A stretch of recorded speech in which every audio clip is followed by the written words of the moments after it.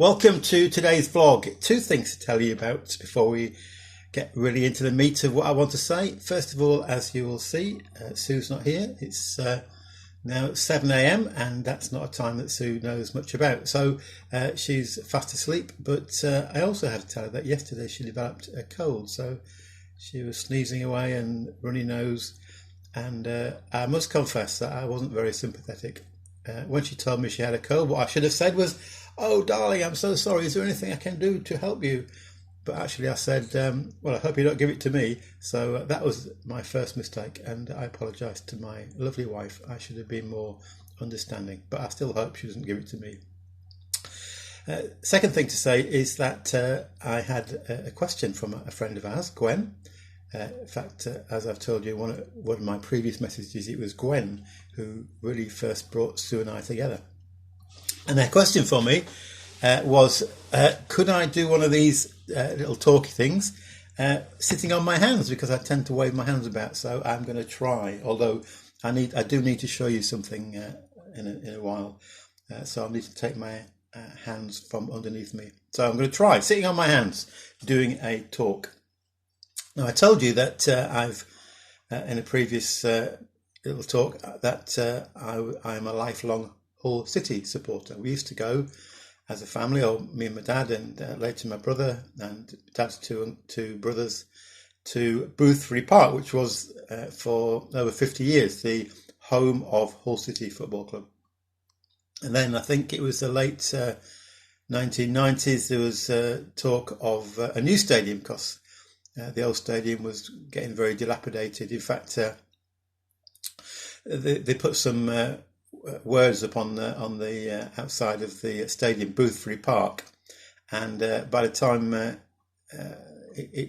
over the time it got rather dilapidated, and some of the letters of the name of the stadium fell off, so it became known to supporters as Fir Ark, because all the other letters had fallen off. So Fir Ark is how we fondly remember the old ground.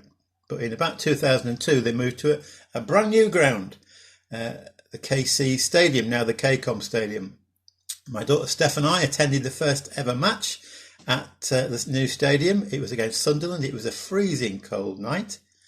I remember that that was one of the coldest football matches I've ever attended. In fact, Hull City won 1-0, I think.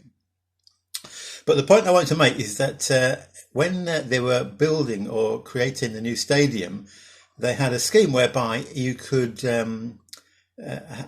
have a brick placed in a certain part of the stadium, and you could have on there whatever you wanted to write, perhaps in a memory of someone, but you were quite restricted as to how many letters you could have on this brick. And so Phil, my brother, and I decided we would have a brick, and it's still there if you want to go and have a look. Although it takes a little while to find it, because there's lots and lots of different bricks with different people's names on. Anyway, I have got here a replica of the very brick, because Phil bought one, and then when they emigrated to New Zealand, he left it with me. So Gwen, I'm just going to take my hands out from underneath me so I can show you this brick. Ooh, it's quite heavy. You might be able to read there. It says Len, Steve, Phil, Clark. And then it says, well, actually, literally, JN 3.16. And I wonder if you can work out what that refers to. Probably many of you will have worked out that it refers to probably one of the most, if not the most, well-known verse in the whole of the Bible, John chapter 3, verse 16. God so loved the world that he gave his only Son, that whoever believes in him should not perish, but should have eternal life.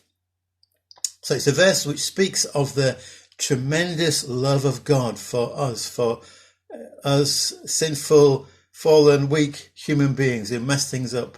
Yet God still loves us so much that he was willing to give his only Son. Jesus died on the cross to pay the price for our sins, so that we can be forgiven and we can have the assurance of eternal life, so that we know that when we die, when this earthly life comes to an end, that isn't the end. It's a a doorway to a new life in the very presence of God, free from pain and sadness.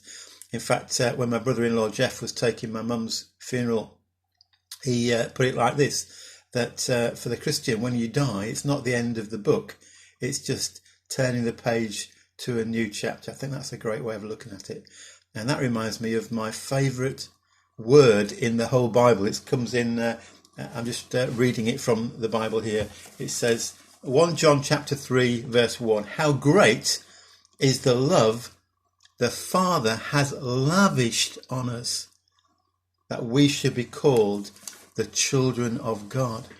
God's love is not given begrudgingly or stingily.